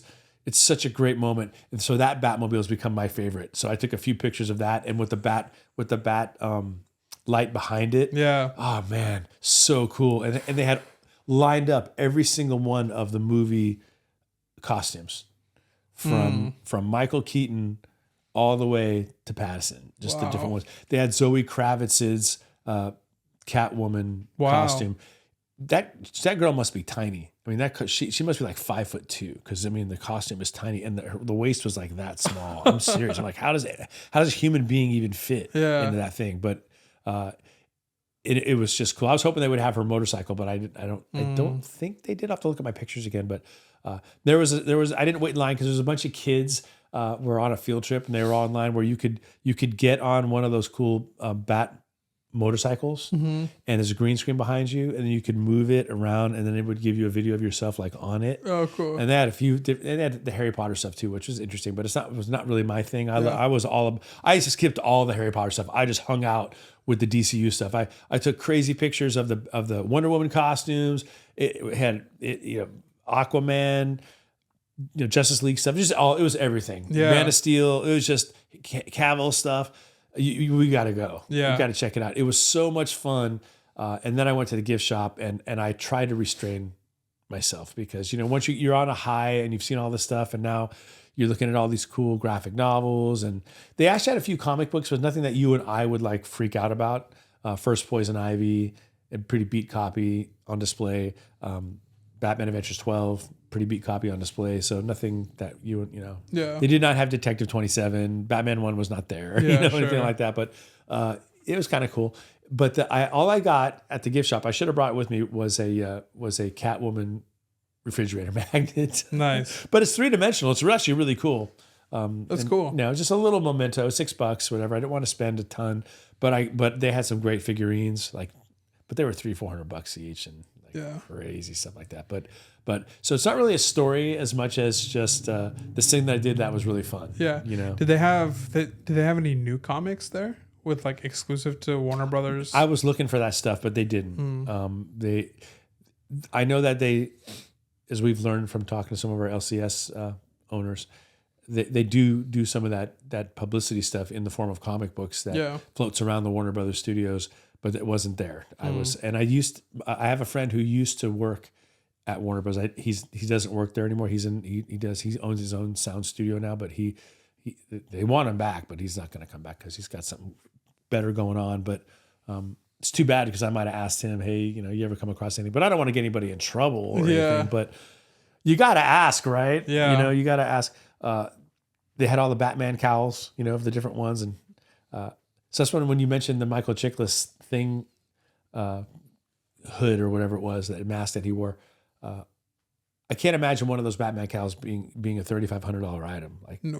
It would be tens of thousands of dollars, right? Yeah. I mean, it's, but it was a lot of fun. It just got me really hyped, even for, I'm hyped for Superman, but it got me hyped more for Batman. Like I think that I call them kids, the students that were there with me, they all heard me individually complain about the extra year delay, for the Batman. I was like, I can't believe, we got to wait another yeir for the next installment of this, but it was really cool. Like I've been to Universal, everybody goes to Universal, and of course Disneyland and all that stuff. But I've been on the lot of Warner Brothers for something related to a short film that our students did, but I've never done the tour.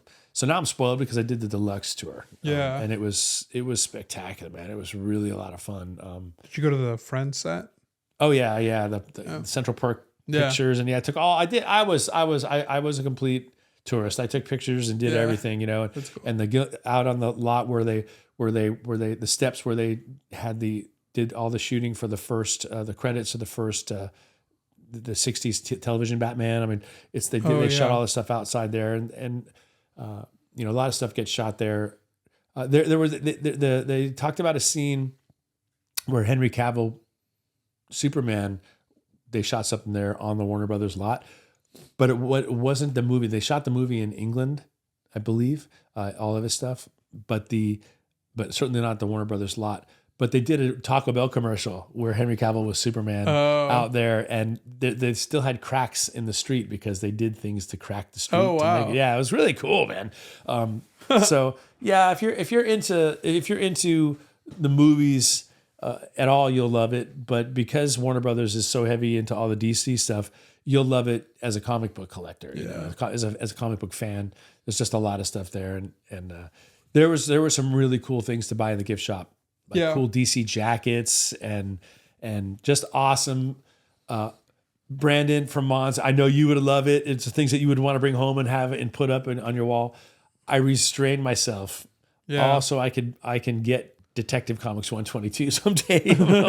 I'm holding out, but yeah, it was a lot of fun. That's cool. Yeah. Yeah, I did that tour in like 2014, 2015 because my mom had a friend that worked there. Oh, nice. She just like gave her tickets. So it went me and a couple friends and we went. And yeah, that was about the time I think Batman vs Superman was coming out. Yeah. Okay. So they had some of the Batman vs Superman stuff. So that was cool. And then yeah, Central Perk.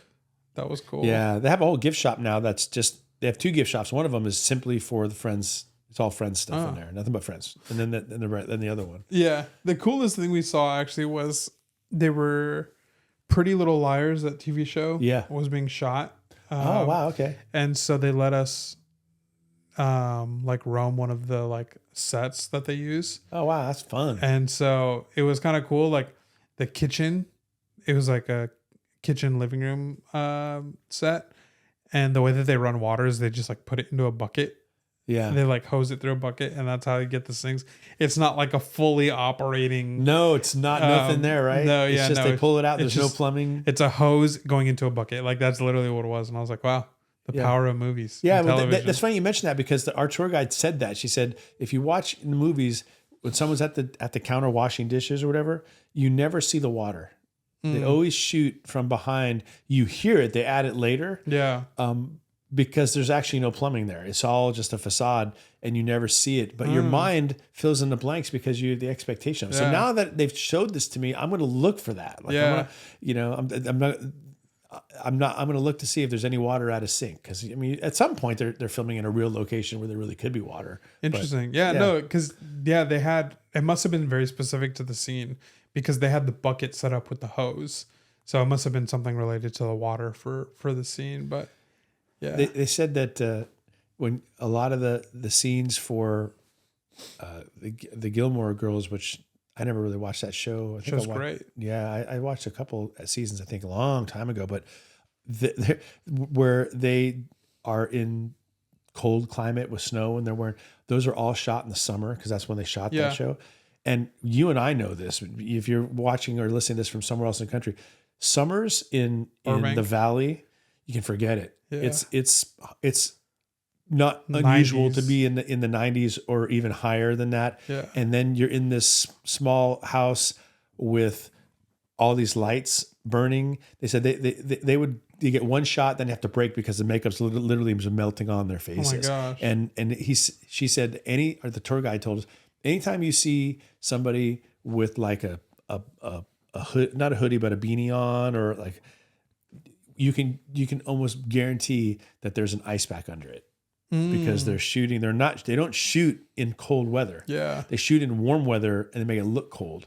Yeah. But they got to protect these actors because it's hot. It's really hot. Yeah. And they can only shoot for a little bit before they have to just cool everybody off because they're sweating. Just what they can make look real is impressive. Yeah. It really is. And we all benefit from it because we get to go and just enjoy it. We get. I mean, it's really what it's all about, right? Like we grow up reading comic books, and then we pretend that we can fly. We pretend like we're Aquaman in the pool. We pretend, all that stuff. We pretend we're superhuman strength. We're lifting these things, and then we go to the movies and we suspend disbelief, and we love. That's why comic book movies are so much fun. Superhero movies are so much fun because they are larger than life. They make sense on a 60-foot screen, with big effects and the whole thing. It's like such the perfect place to see Superman flying or the Human Torch. I just love it for that. And so it's just part of. I think if you're a comic book fan, you probably are a movie fan. I think there's something there. Yeah. So yeah, it was good. It was a good time. Yeah, that's cool. Yeah. If you're ever in Southern California, I would recommend it. Yeah. It's a little bit pricey, but it's fun. Yeah, it is pricey. It's pricey even for the base tour. I think it's maybe $100 or something like that. Yeah. So it's a lot. But it's cool to see all the behind the scenes stuff. Yeah. I agree.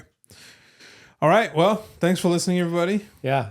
We'll catch you next week. And I don't know, either the Eagles or Chiefs will be Super Bowl champions. Hope it's the Eagles. Yeah. It's hard for me to root for the Eagles, but I'm so tired of the Chiefs. And Yeah.